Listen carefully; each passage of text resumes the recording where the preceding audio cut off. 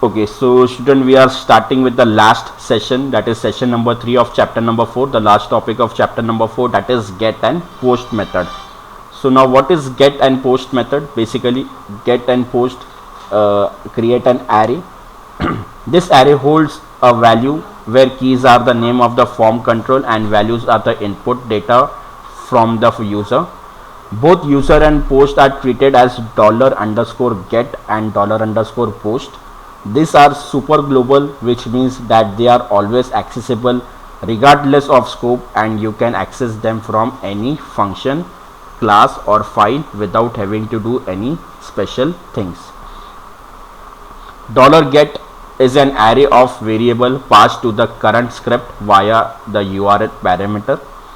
$_post is an array of variable passed to the current script via the HTTP post method. So basically student, get and post method are basically two methods by which we can process the data that are taken from the user. Now we have taken the data from the user, we have to process that data. So with the help of get and post method, we can process the data. When to use get method? Information sent from a form with the get variable is visible to everyone. Okay, all variable names and values are displayed in the URL. So students, basically after using get method, it will be visible to everyone in the URL whenever you will use get method and you will go to your browser. So on the browser, in the URL, your information will be displayed. Get also has limit on the amount of information to send. The limitation is about 2000 characters. However, because the variables are displayed in the URL, it is possible to bookmark the page. This can be useful in some cases. Get may be used for sending non-sensitive data. Note: get should never be used for sending passwords or other sensitive information. Okay, as I have just explained you that all the information that is passed by using get method, it will be displayed on the URL. So it is very much compulsory that never use your get method when you are sending your password or sensitive information, because it will be displayed on your URL.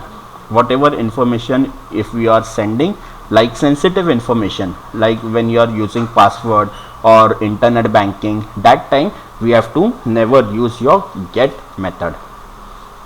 When to use post method? Information sent from a form with post method is invisible to others.